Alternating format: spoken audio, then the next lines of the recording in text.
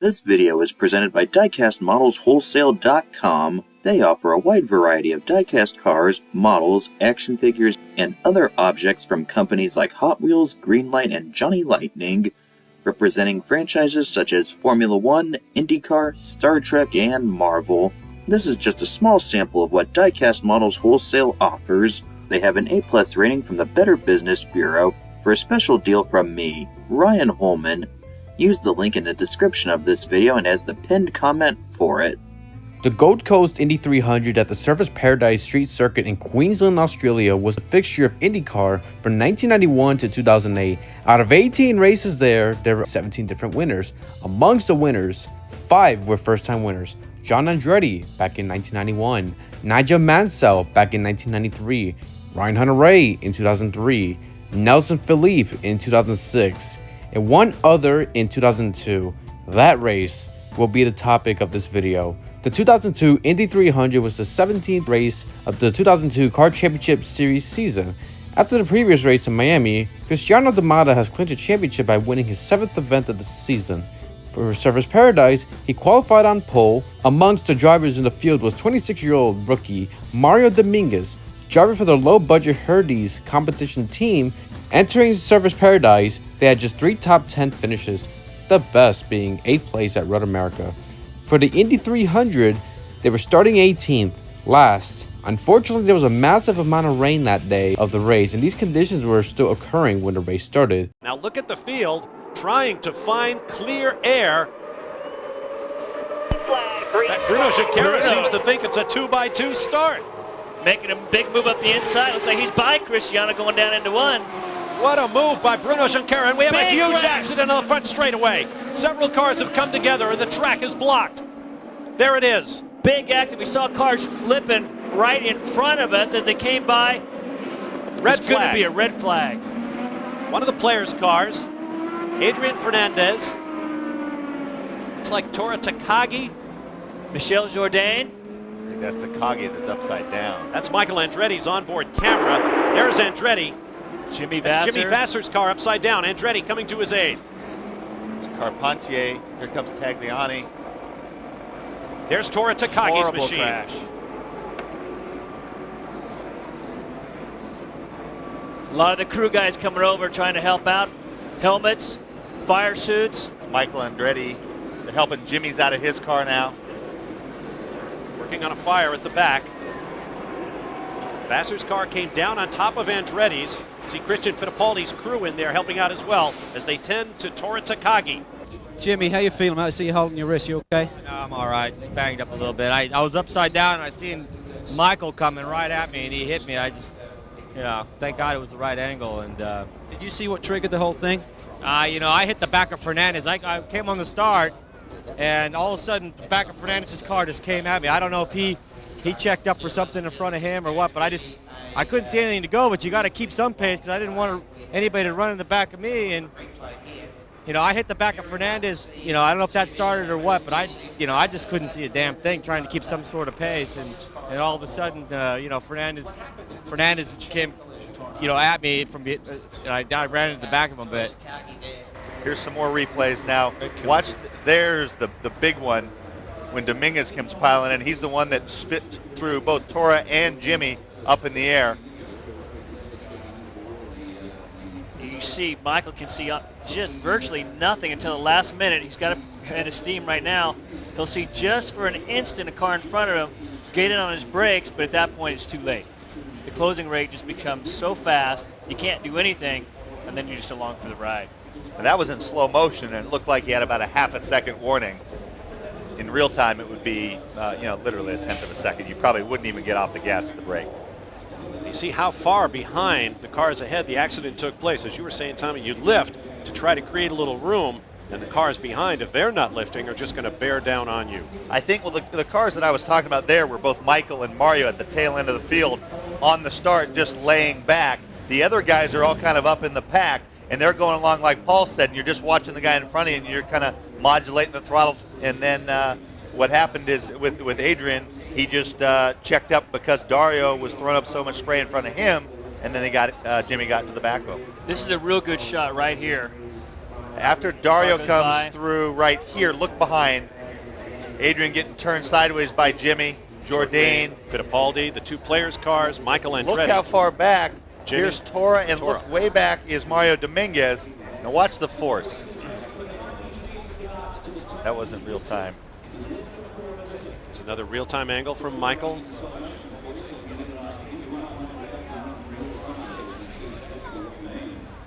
No time to react. In a massive accident, there would be at least 10 drivers involved, with Adrian Fernandez and Tora Takaki both being injured. Fernandez would miss the final 2 races of the season. CART allowed teams to use the spare cars, with the exceptions of the entries for the 2 injured drivers. All teams returned to the race. Additionally, the distance were reduced from 70 laps to 50, and the rain had reduced. The first 3 laps were done as part of the caution period. At the start of the 4th lap, racing actually began with the Mata having a big lead over second place starter Bruno Junqueira. Pretty quickly, Tony Kanaan and Kenny Brack battled at Junqueira for second. Kenny Brack then passed Tony Kanaan for 3rd place. Chip Ganassi Racing teammates Junqueira and Brack were close to each other in competition for second. On lap 6, Dominguez went off the course, but quickly recovered and joined the race. Soon afterwards, Paul Tracy spun and made slight contact with Scott Dixon. By lap 9, rain increased once more. Due to the rain, there was a caution on lap 10. That lap, the Mata went to the pit lane and made their first stops. At the time, CART rules included segments where a driver had to pit. For Surfers Paradise, a driver would have to stop within the first 20 laps, and then within 20 laps of that, this rule would be important. Later in the race, Junqueira moved into the lead, with the Mata second and Shinji Nakano in 3rd position. On lap 12, Oriol Servia had a massive fire due to a fuel system issue. However, he was able to exit his car without further issues. Dominguez pitted for the first time. After this, on lap 8, Junqueira made his own first stop, resulting in the Mata getting back the lead. Meanwhile, Michael Andretti, who started in 16th place, had moved up to 10th place, and his Team Green team believed their strategy could get him the win. Kim, as these pit strategies now are beginning to play out as you break a smile on your face, are you still going with your decision? You still think you've made the right decision here? Well, I think so. I mean, you know, we've moved from 16th to 10th with our race strategy, and as the race goes on, it may play into our favour a bit more. The guys that all pitted early obviously have to pit in another 20 laps after they pitted. So we've moved our pit window. We've managed to gain some good spots. Michael says really the track is just atrocious out there right now, and you can't restart the race. It's not safe to restart. So we'll just have to see how this keeps playing out. But so far, the Motorola team here are fairly confident with the decisions they have made so far may play into Michael's hand. On the 20th lap, 3rd place runner Patrick Carpentier pitted and became the last driver to do so. 2 laps later, Dixon went to his pit stall and his team started to work on his car. They were able to repair the car and Dixon went back to the race. Officials were considering to shorten the race even further. Dixon returned to the pits on the 25th lap and retired from the race due to his continued electrical issues. Tracy pitted after being in 3rd 2 laps after this. Following that, 2nd place runner Brack made a pit stop on lap 29. To be clear, the field was still competing under caution. There's been no actual racing since lap 10, and there was no indication that there would be a racing resumption. The rain increased on lap 30, with the driver still on the track. Realistically, it did not appear that racing would resume, and it seemed likely that the Indy 300 would be ending before the 50th lap. On lap 31, race leader Mata and other drivers made pit stops, putting Andretti into the lead. However, with it being questionable when, specifically, the race would end, it was not known if Andretti would have to pit again, even though he theoretically had no reason to, besides the rule forcing him to. Calvin Fish continues his investigations. Well, we're here with Craig Hampson as Fittipaldi's engineer. There's been a lot of questions. We're trying to get a straight answer on this. With the way the pit windows work, if CART says this race is over at lap 36, so it's official, that would then be the final lap that you could keep Christian out there. Can he stay on the racetrack? We just spoke to Chris Knightley. He said Michael would have to stop because his pit stall is before start-finish line. That seems a little unfair just in terms of where you pitted today. Is it your understanding it's like typically the end of a race you just go out and complete that distance? Well, to be very honest, CART typically credits a lap when a car goes into the pits. So if Michael made it in that pit, CART should credit that lap. So I find it tough to believe they wouldn't just let him go past there. I mean, that seems wrong. I would hate to think we would get handed the race because Michael's got that pit stall and we've got this one. You know, I mean, this is just a matter of luck. It's a matter of when CART decides, you know, to pull the plug on this thing. Obviously, if they pull it at 36, we clued into it a little quicker than some of the others did, and that happened because of our problems at the beginning of the race. But, you know, we're just hanging on, and we'll see what CART does. Unfortunately, the whole thing's just been an artistic disaster because of the weather conditions. Yeah, big disappointment. It's such a great weekend down here. Talk about the track conditions. I know Christian was on the radio to you, and you just told him to hang in there. Does he want this thing to be called? Is he saying it's too dangerous as well as Bruno Junqueira? Christian is saying there's so much standing water, it's almost impossible to drive the car. The car won't go down the straightaway without wanting to spin. It wants to aquaplane. And you can't see anything. Only the guy in the front has a chance to see anything. There's so much spray, it's impossible. I mean, if CART were to go green right now, I'm afraid we're just going to tear up millions of dollars of equipment and probably hurt somebody. And, you know, I feel very bad for the fans here. But, I mean, the conditions are so bad that I don't think we can run. Okay, Craig, we appreciate your time. As the great Yogi Berra once said, when you come to the fork in the road, take it. It's about as confusing as things are here. Kim Green, I just had a chat with Chris Neifel. The question was, if the race stops for safety reasons on lap 36, he believes you will have to stop in your pit, and I don't think you believe that. No, it's no different than if we went all the way to race to lap 70, which would be the completion of the race, and we had stopped 20 laps prior to that when the window opened. If the race is going to be completed on the completion of lap 36, we have fulfilled our obligation of running no more than 20 laps on the racetrack. Okay, thank you. Then, on the 34th lap, the model spun, but was able to continue. The following lap, the decision was officially made by CART to have the race last 41 laps, resulting in Andretti being forced to pit and removing himself from the lead. Not surprisingly, Andretti's team was dissatisfied with the ruling. Kim, I know we heard that comment about a fabricated finish. I know you're livid here. Instead of getting ready to win the race, you're getting ready for a pit stop.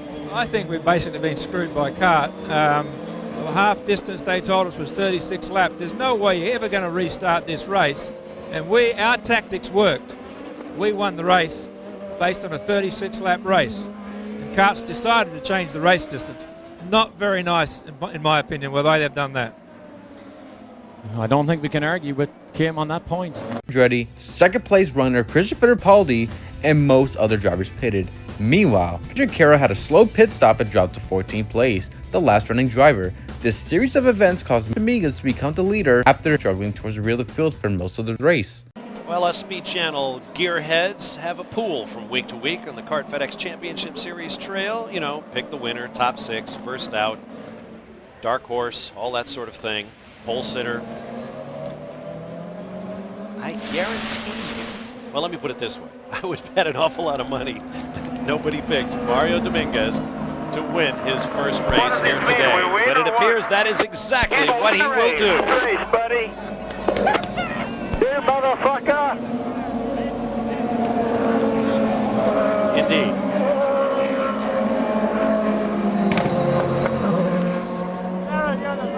High fives among the crew. Of yellow. We'll wait for Mario Dominguez to make his way around, and we'll hear from him. Some of those choice sound bites, some of the other choice sound bites from this race. Stay with us. What an improbable victory here. Mario, take that helmet off quick. We want to have a chat to you. Can you believe this? The first win for this Bettenhausen Motorsports team. Of course, I was a teammate to Tony Bettenhausen in the old Provimi days. But who could have thought that this type of situation could happen? Mario, I know you can hardly believe it yourself that this day, how it started, would unfold with you in victory lane. I can't believe it. Honestly, all the bad luck we've had this year, now Herders competition did the job, put the car back together after the accident on the first lap. Thanks, Paul. And I can't believe the whole Herders team put it together. We're here, it's all lady luck, but what can I tell you? A win is a win. Some points are some good points. Mario, did you know as this race unfolded that it may come and fall into your lap? To tell you the truth, we were going to try hard. We had no traction control and we were giving it our best at the beginning, but then this is just unbelievable. I hope I don't wake up and it's like a nightmare or something, and then, you know, I didn't get the win, but I think the team got the win, really. I didn't do anything. They got the strategy. They fixed the car. Well, Mario, let's talk about the first chapter of today, that huge crash where you were the pile driver. I mean, you couldn't in your wildest dreams write a script as wild as that to come back and do what you did. Oh, it was terrible, terrible crash. I hope everybody, and apparently everybody's okay, not seriously hurt, because we couldn't see anything, and all of a sudden there was a pile of cars stopped there. And like I said, you know, after the crash, the whole team, the whole Herdez competition team fixed the car. My goodness, I just want to thank, you know, Herdez, Corona, Del Valle, Quaker State, and of course Televisa for this wonderful support. And I dedicate this win to them and to the whole team, to the whole group of guys. Mate! He pitted 4 different times. Can you imagine the celebration in Mexico City coming up in just a couple of weeks? Just another quick word I want to say. Although Darrell Fox is the crew chief here, Bobby Hatch is also a mechanic on this team, and Bobby Hatch was personal mechanic for Tony Bettenhausen way long time ago, so personal satisfaction for him. No question about it. An absolutely astonishing day here at Surfers Paradise. Victory for Mario Dominguez and Herdez competition. What do you say, lip, huh? Let's take a look at the final results. Dominguez, despite those 4 pit stops in a crippled race car, comes through to take the win. Patrick Carpentier second, Paul Tracy third, Kenny Breck is fourth, and the rest of the top 10, as you see. After failing to finish better than 8th at Road America and entering the race in 20th in the championship, Dominguez had arguably the luckiest win in IndyCar history. He would win Rookie of the Year and finish 17th in the final standings, the lowest of the drivers who started every race. To be fair, Dominguez would have a respectable IndyCar career. He continued to compete through 2008 and won an additional race at Miami in 2003. Furthermore, Dominguez had a best championship finish of 5th in 2004.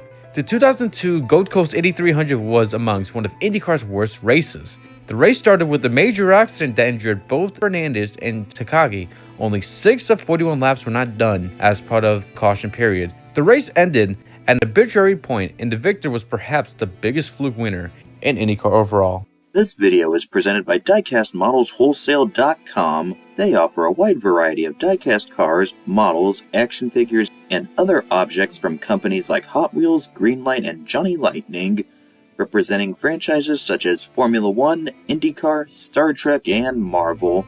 This is just a small sample of what Diecast Models Wholesale offers. They have an A+ rating from the Better Business Bureau. For a special deal from me, Ryan Holman, use the link in the description of this video and as the pinned comment for it.